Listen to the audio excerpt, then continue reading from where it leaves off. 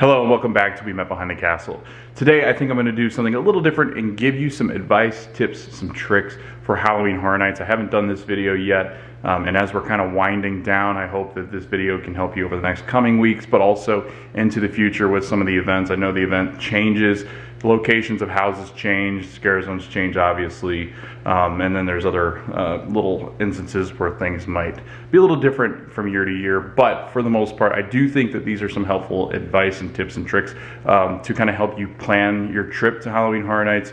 It is a special ticketed event, separately ticketed event than your day admission pass, so make sure you guys do know that. I did see this year more sellouts than I was used to last year when I was kind of following the event for the first time, but this year is the first time that I've really gone to a lot of the different nights here. So I just kind of want to talk to you about what I experienced, what we experienced, maybe some things that we loved, some things that we will do differently next year, some things that maybe I'm looking forward to next year as well. Give you some, I guess, some previews into what's going to happen next year as far as when we do go to the events and things like that. But come along with me as I go through the different things that I feel like you should know when planning your next trip to Halloween Horror Nights. All right, so I think one of the first things that I want to talk about is the price of Frequent Fear, what we got out of Frequent Fear, if it's worth it, if it's worth getting just a day ticket, and just kind of advise you on what to do as far as when you're coming. So if you're not planning on going to the event more than I would say 3 times, then I would not do Frequent Fear. I would just do the single tickets. I think once you do it 3 times, it pays for itself. So just kind of keep that in mind. Also, there are the tickets that kind of flex, in which they change prices depending on the time of year that you come. Obviously September is going to be cheaper than October, and what I've noticed over the last couple of days, because we are in the middle of October nearing the end of the event, I did notice that this event does sell out quite often in October. I think there's only been a couple nights where it hasn't been sold out. It's a day guess. Now, just because it does sell out does not mean that Frequent Fear gets shut out of the event. You can actually go if you have a ticket purchase, so that counts as a ticket purchase because you do have that night available on your Frequent Fear pass. There are different tiers of the passes. I don't know if I would ever do the Frequent Fear like the Rush Pass, where it's just September, because I do like to kind of go a couple times in October. But if you're one person that likes to avoid crowds and you think you can get most of that stuff done in September, then the Rush of Fear Pass I think is a lot better to do than just the Frequent Fear and Frequent Fear Plus. I would say go during the weekdays if you can. I know a lot of people around Central Florida or people that come down on vacations come during the weekdays. Definitely go to the event on the weekdays. Don't wait till Saturday or Sunday to go, just because they're more crowded. Even Friday nights, as it does start to get later in the night, it does become more crowded. Now, that being said, we had some of our best times on Friday nights, to be honest with you. I think even during the weekday, there were nights where I ran into instances where it was even more crowded than, say, a Friday night. So it just really depends on how often people go. It also depends on the weather, which is another thing we'll get into here in a little bit. But I do think that the Frequent Fear Plus pass that I bought was definitely worth the price, just because I went often enough. It'll be around $300 or so that you'll spend depending on the pass that you get, and when you get it, and then in the years to come, I'm sure there's going to be an increase in prices. But the Frequent Fear Plus is definitely one to get. You do get into a lot of the nights. You just don't get into Saturdays unless it's opening weekend or that last weekend before Halloween. But I definitely recommend Frequent Fear Plus. It's the one that we got, and I'm glad that we kind of avoided those nights on Saturday nights, just because I've seen what those crowds are like, those crowd levels, and to be honest, I just didn't want to go on Saturday. So definitely do Frequent Fear Plus. It's the one that we had, or Rush of Fear. I wouldn't go for the highest tier, because I just think that while you do get Saturdays, unless you're going to really just want to stand in line Saturdays or just hang out and maybe do a couple houses Saturday night, then I guess it's just not worth it because it's just so crowded. So that's just my recommendation. But again, it's totally up to you on what you buy as far as passes. Now, one thing that we did do that I actually highly recommend is the Express Pass. The Express Pass starts at $109. That'll increase with the years as they go on, just as normal tickets do around here. But the Express Pass we did it the very first night of Halloween Horror Nights, opening night, It was more expensive. I think it was like $130 a person opening night or something like that. But it was totally worth it. We got through all the houses. We did end up leaving around 1:30, so it did take a while just because it was opening night. And the Express Pass only gets you pretty much to cut the wait times in half. So take the wait time, cut it in half, and that's roughly what we waited, just because they pulsate through Express Pass into the normal standby queue. But again, if you're going to do it one night, definitely do Express Pass. If you're going to do a day ticket, I would just go for it and buy the extra add-on that is the Express Pass. It is an add-on to your ticket, but I definitely think it's worth it just because you really do. You cut down on having to wait in lines, especially in September when it's really hot. Sometimes waiting in those lines can be brutal. Or if it's raining, which it does rain a lot in September, and it did this season as well. So just be aware of that. Express Pass, highly recommend it. Definitely do it if you're only going to be doing 1 or 2 nights at Halloween Horror Nights. I just wanted to show you this. This is like in our little foyer area, kind of in this front room that we have that's so large next to our front door. But we're starting a spooky board, and I was actually thinking about next time I go to Halloween Horror Nights, which I think I'm only going to go 1 or 2 more times, to be honest with you. I definitely want to buy the Michael Myers mystery set just to put them on here. I know it's Disney on here, but I think, right, Michael Myers can fit on here? Ashley and I never really specified what this will be. It's just a Halloween pin board. So we do have a lot to fill out, but I do want to get Michael Myers to kind of complete this board. I mean, we really are. We're all decked out for Halloween. Look at us. Ashley's got it all set. We got all of our Harry Potter books. Oh, yeah, I do want to show you this. We started to get Harry Potter books everywhere we go. So everywhere we visit internationally that have different languages, we started to collect books. We weren't quick enough to figure this out when we were in Italy. So we actually just have the Greek Harry Potter. I think that's Sorcerer's Stone. And then also the English version, which isn't much different than ours, except the fact that it's called Philosopher's Stone. So I don't know, it's pretty cool, huh? But yeah, I mean, we're all decked out, ready to go for Halloween. Halloween's actually becoming one of my favorite times of year, but again, you can kind of see what we have as far as Halloween merch is concerned. Next thing that I want to talk about with Halloween Horror Nights are issues with weather. So September is normally about 90 to 95 degrees with a feel like of 100 degrees, sometimes 110. It really is a brutal month. It's coming off of our hottest month, which is August. But again, it can be very, very intense when waiting in lines. Make sure you're hydrating just because it can be kind of awful standing in lines in September just because they're long lines, especially if you're doing the weekends. So another thing too is that once it starts to hit October, which we're kind of hitting that sweet spot right now, the weather is beautiful, which means people are going to go to the parks. So keeping that in mind, October is a very busy time anyway for Halloween Horror Nights because people don't want to feel spooky until October, which I get. Some people don't like to celebrate Halloween before October just because it doesn't feel like Halloween. But October, again, it picks up. Disney, I know this has nothing to do with, or Universal, but it kind of does, it relates. Disney, one of the best times to come is October, and a lot of times what people will do is attach their Universal trip to their Disney trips. So keeping that in mind, it is busier at the parks, the theme parks.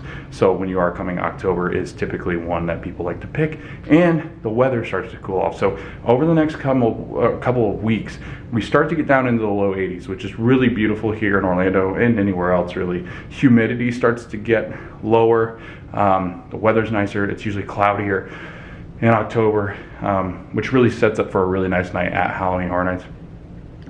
And so just know that when you're going to the parks, October is going to be packed. I actually looked at the wait times last night, which was Sunday, and last night I think the lowest wait time was like 60 minutes, and it was like Spirits of the Coven, which isn't a great house, but that's how crowded it was last night. Hellblock Horror was crowded, even some of the smaller houses that people didn't really like as far as the houses were concerned. They were very crowded. So keep that in mind. October, very busy but comfortable. September, hot but not busy. So that's, pick which month, pick which days you want to go, depending on how you want to feel in the parks. If you want to be more crowded and you like cooler weather, definitely do October. Hazel, oh, Hazel. Hazel likes to follow me around when I'm doing these. So, but yeah, Next thing that I want to talk about, and I'm going to do like a better review of the houses and scare zones coming up, but I do want to get into some of our favorite houses and stuff this year, just because I feel like I haven't really done the rankings lately. And again, this might change. This is just kind of, we're only going to go a couple more times, maybe just once, because Ashley will be out of town. I might go Friday night on my own, just because Ashley will be out of town, and I haven't gone alone because I've met up with Matt, or I've met up with other people, or I've gone with Ashley. I'm gonna go alone and kind of do like food and stuff and kind of review those, and then maybe do some houses. I do want to do a couple of other ones. I want to do Spirits of the Coven just because I want to see it again. I know it's not anybody's favorite, and I know it's gotten ripped, but I kind of want to see it again. I definitely want to go through Dead Man's Pier one last time before the event is done, because it's one of my favorite houses in Halloween too, if I can get through Halloween. So I might go on Friday on my own, just to get merchandise as well too. That being said, my rankings right now, and it is October, what day is this? Hold on. Alexa, what's today's date? It's Monday, October 17th. Okay, Monday, October 17th. I couldn't remember the date. It is a Monday. I'm off of work, so that's why I'm doing this video here. I've got a lot of stuff that I'm doing around the house today, so I didn't want to go out to the parks. I'm planning out the videos as well, and we'll talk a little bit about this at the end of this vlog, just kind of what's coming up. But October 17th, this is my rankings. There's 2 weeks left of Halloween Horror Nights. I expect these to change maybe a little bit as I do a couple other houses, but maybe not. I kind of want to do Black Phone again too. There's a couple houses I just want to do again that I haven't gotten to do. I kind of want to do Express Pass one more time. I think I might do that with Ashley one night. We might just do Express Pass again and go through the houses once more. But my rankings, so let's go through the scare zones first, just because I thought the scare zones this year were fantastic. There's only really one that I didn't really care for, but again, it's really hard to do a good scare zone in this area. The last one on my list is Horrors of Halloween. Horrors of Halloween is the main entrance scare zone that has like a preview of what's going around the parks as far as scare zones are concerned. It just doesn't have any kind of scary elements. The Pumpkin Lord is very cool. I think taking pictures of him and doing video of him is awesome. But really, that's about it as far as that scare zone is concerned. And with the construction going on there and everything that's kind of just bottlenecks there, it just isn't one of my favorite scare zones, and never really is. So that's number 5. Number 4, I would probably say that number 4 is Conjure the Dark. But in saying that, it is an awesome scare zone. I think it's well done. It does get really crowded there, so it's kind of hard to enjoy at times. But I was there before nightfall on Friday, this last Thursday, and I got to do the sacrifice and stuff, and it was cool. It was really nice to see all the characters out because it wasn't as crowded yet. If you want to see that, go back to last week's video, because I do a really nice job of just, I do a better job of getting that scare zone. I don't want to compliment myself like that, but I do a better job of getting that scare zone just because there's not as many people, whereas before it just kind of was just random crowd of people and all of a sudden scare actors. So check out the video if you want to see Conjure the Dark and the little show that goes along with that scare zone. Number 3, and I thought this was going to be my number 1, but it just kept dropping as I kept going through the other 2 more. Number 3 is Sweet Revenge. I do love the theming, but after the first night or second night that we went through Sweet Revenge, it wasn't as scary. It didn't seem as well thought out as far as the scares were concerned. It was just like the scare actors were more like centrally located around the parade floats and weren't out as much as like that first couple of nights. So Sweet Revenge, 3rd, but one of the more better themed scare zones I think we'll ever see. Number 2 is one that I thought was going to be lower on the list, is Cursed Soil. I loved Cursed Soil. I thought they had some really scary creatures like crows, scarecrows, pigs, things you would see in like a corn maze kind of thing. I thought they were beautiful. I thought that the people up on the like little railings and platforms were awesome because they just added those back in. So I thought those were really cool. The sounds, the music is excellent. I thought they were well coordinated with the scares and stuff like that. And then my favorite scare zone of them all was Deadly Unrest. So I really liked the fact that it felt like we were walking through a graveyard in like this Louisiana bayou kind of looking setting, and the noises, the sounds, the sights, the scary guys with like the pitch forks and like the scythes and stuff like that, they were awesome. So I thought it was easily one of my favorite scare zones. It was dark, it was spooky, the elements were really nice. The patty cake twins, the scary twins, were fantastic throughout the whole event. So ultimately it was just my favorite one to be in. It just gave me a good vibe as I was going through. So those are my rankings for the scare zone. As far as Halloween Horror Nights houses are concerned, I'm going to start bottom and go all the way to the top. And again, if I go through these a couple more times over the next coming weeks, then the update might change. I am going to do like a final Halloween Horror Nights, what I thought of the year. But again, this is just my rankings right now. Again, it is 2 weeks out from the event ending, and I've only been through I've been through most of these houses twice. There's one that I have been through just once. Someone's at the front door.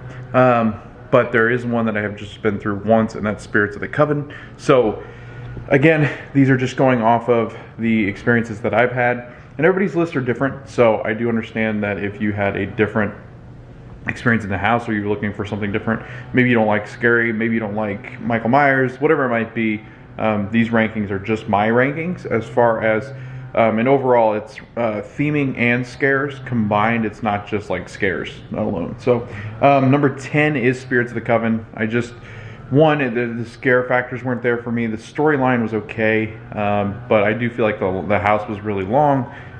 It just didn't really have a nice flow to it.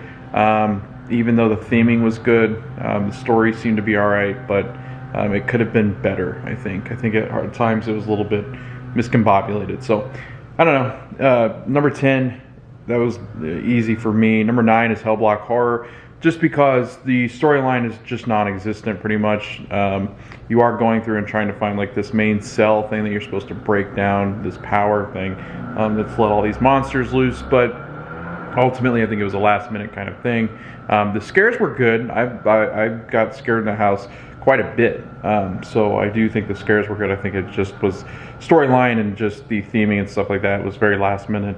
So that is number 9. Number 8, I'm gonna go with The Weeknd.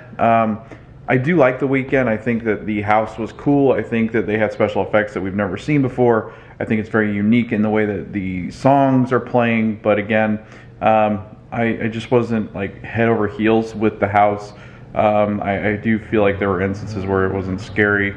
There were some moments where I thought that there could have been better elements to it, but overall, you know, I'm just not a huge Weeknd fan, so I guess it wasn't like the best house ever. I do like other musicians better. So that's why it's number 8. Number 7, I guess I'm going to go with Blumhouse, Horrors of Blumhouse. I think Black Phone is fantastic. Freaky just was a complete whiff for me. I just don't find it very interesting. I love the movie itself, but I do think that the house is lacking with Freaky. But the Black Phone was cool. The time we did go through it with the guy in front of us made our first time so great that I think it was hard to beat, and it just ranks pretty high on the list just because I love the Black Phone. I love the movie, and I thought it did a good job with a very limited, I guess, amount of setting that there is in the movie, because a lot of it's done in the basement where Finney's having these discussions with the different kids the grabber has had and has taken hostage. So again, that's why it's number 7. Number 6, I'm looking at a list here, sorry, because I don't want to forget any. I guess number 6 for me would be Descendants of Destruction. I thought the storyline could have been a little bit better. I just kind of don't understand the storyline, I guess, just because it's a lot of subway. It seems to be like an apocalyptic time period where you're in New York City and everything's gone crazy. There's subway. I do think it's got cool music. I think the music is some of the best music for a Halloween Horror Nights house. I think that the sounds and things like that make it feel like you're in a dystopian apocalyptic town. However, while the scares were good, they weren't great. And I thought the theming was just repetitive at some points. So, I don't know. Descendants, I was more excited for it, but it kind of let me down as far as like what I was expecting. So I think that's the other tough part, is you hype all this stuff up so much in your head that sometimes it just doesn't live up to expectations, and that's what this house ended up being for me. So the next one, so I guess that would have been, so I had 10 spirits. 9 was, why am I blanking? 9 was Hellblock. 8 was Weekend. 7 was, 7 was Blumhouse. 6 was Descendants. So I guess number 5 for me is Fiesta de Chupacabras. I think a lot of people love this one. I think the theming's great, but the scares, like, I went through it recently too. It wasn't scary. Like, it just didn't get me at all. I love the story because I know the short story. And if you haven't listened to the Discover Universal podcast that tell you the short story of the Horror Nights houses, definitely do so before the event ends, so you can kind of get a picture of what that's like in your head. But I think with this, the theming is what makes it good. The scares, I don't think I was scared in the house once. So again, I thought it was a pretty good house as far as theming. It's one of the best, I think, as far as theming that we'll see in a long time, but it just didn't do it for me. I'm glad that there was representation for this character speaking Spanish. I thought the story was great, but I do think it was lacking big time in the scare factor, so just wasn't it for me. Number 4, that was number 5. Number 4 for me, and this is where it starts to get really tough because I loved all 4 of these houses. Bugs Eaten Alive for me is number 4. The storyline's fantastic. The scares were great. There were moments where scares were funny, silly, scary, creepy. It had a good vibe to it. I love the storyline of like the 1950s home doing its thing and telling the story where you're going through an infested house and the bugs do take over. So again, I love bugs. I've been through it I think 3 times. I think I've been through it the most out of the houses except Legends Collide. So I think them and Legends Collide, I think I went through, frequented the most. Number 3, this is where it gets really tough for me. I am going to go Legends Collide, and only because the other 2 houses were so great, in my opinion, that it was hard to kind of dethrone them from 1 and 2. But I loved Legends Collide so much. It was the scariest house, I think, of them all. Well, no, I lied. There's one coming up that I think have more scares for me. Legends Collide, though, at the end, it's crazy. It's like scare, scare, scare, scare, scare. So the ending is just like a fantastic finale to a house.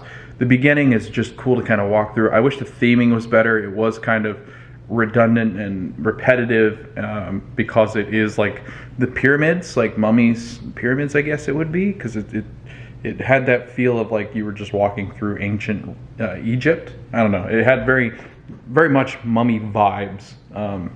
And I think the fact of the matter is, like, I don't know if it was Mummy's house. I can't remember if it was Mummy's house that they were supposed to be going through or like somebody else's. But anyway, lots of Mummy. The first time I went through it, there was too much Mummy. There was very little Dracula and the werewolf. I think the storyline had a hard time there, which is kind of one critique I have of it. Just the fact that there is so much Mummy that the werewolf and Dracula don't really get a storyline there. So I do wish that was better, but again, the scares were phenomenal in this house. I loved it so much, and I'm really excited to see, because I think next year they'll do another Universal Monsters house, and I think they'll continue to do so because they'll have the Universal Monsters aspect in Epic Universe, so I think this is just going to be a constant with them, which I'm all for. I mean, I'm all for this Universal Monster getting one house, so I don't know who the next Universal Monster will be, but I'm hoping there are a couple on my list that it'll be for next year. Number 2, and this is where it gets really tough for me, just because I loved both of these so much. But I think if I'm going off of just how I feel right now, I feel like Dead Man's Pier Winter's Wake is number 2. The storyline is beautiful. The atmosphere is wonderful. It feels like you're in a northeastern town, fishing town, where things just have gone bad. I just love the theming. I love the blues. I love the dark colors. I love the scares in this house. I love the violin player in the house. I love the flying character. I love the shattering of glass. It just had really cool elements to it. Great special effects. They did so much with, I mean, really, it's very little theming at the very beginning, but once it gets to the boat, I mean, it's fantastic. I just don't know how to explain the feeling that you get walking through Dead Man's Pier. I would have no critiques for this house. And then my number one, obviously, is going to be Halloween with Michael Myers. I thought that this house was fantastic. The first time we went, and this is saying a lot because the first time we went through it, it was very quiet because they had just done a cast change and none of the Michaels were there. Second time we went through it, got better. Third time was the scariest time that I've ever been through it. And Michael Myers is everywhere. I just love the fact that it's so close and accurate to the actual original Halloween movie. This is easily one of my favorite houses over the last 2 years that I've been through. Besides this and Wicked Realm, or Wicked Growth Pumpkin, or Realm of the Pumpkin, or whatever it was. Last year, I think this one tops that one too. Just because I loved it so much. I love Michael Myers. He's my favorite, I guess, horror film villain. I love Michael. And yeah, I mean, this really was just a great year for houses, and very competitive at the top with these last four. So yeah, I think those are my rankings right now. Those could change over the next 2 weeks as I go through more of the houses again. But again, Halloween was beautiful. Dead Man's Pier was excellent. But yeah, let me know what you guys think. What was your favorite house? Why? Do you guys look for scares, storylines, both? Like, what are you looking for in a house? That's what I look for in a house: scares, theming, and a storyline that is unmatched. So again, that was kind of my rundown of the houses this year for HHN 31. So just a couple more things as far as tips and advice for Halloween Horror Nights. Bring walking shoes because you're going to walk a ton. I think every night I went to Horror Nights, I hit at least 10,000 steps. You walk a ton through the lines, you walk a ton through the parks, but it's a good time. Like, it's not awful. Just make sure you bring comfortable shoes. I would bring an extra pair of socks, like in case it rained. Dry socks are always better than wet socks. Even if your shoes are wet, it gives you at least a little bit of comfort. Bring Band-Aids and stuff like that for blisters, because I mean, it's truly a lot of walking. A couple more things. Try the food. It's not the best festival food or like event food. I do think SeaWorld and Disney both do better food for their events.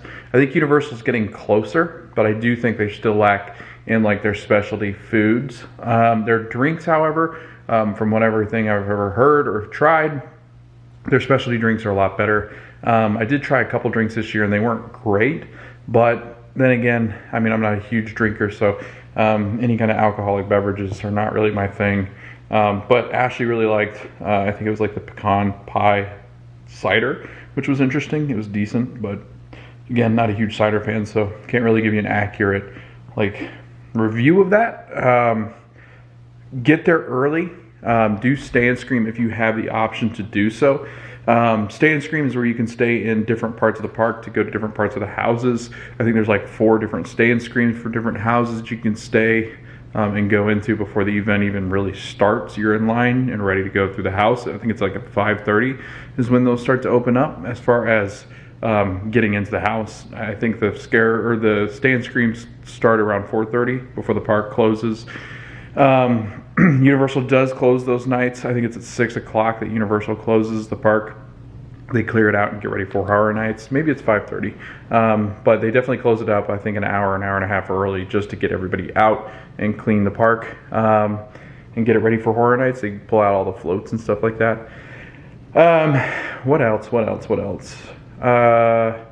Try the Meats Locker. It was fantastic. I think it was the best food that we had there was the cauliflower and the chicken.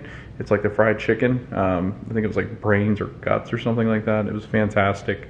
I would say when you're waiting in line, find something to do, whether it's talking with your Scream Squad or whether you're bringing your phone to do something like the little game, the heads up game or whatever it might be. The lines can be pretty long, so just be aware of that. Bring something to charge your phone as well, because you're going to want it throughout the night to take pictures or videos throughout the event and stuff like that. You can't take pictures and videos in the house, but you can take pictures of the facades and different things like that, like the scare zones, and then drinks or stuff you do with your friends.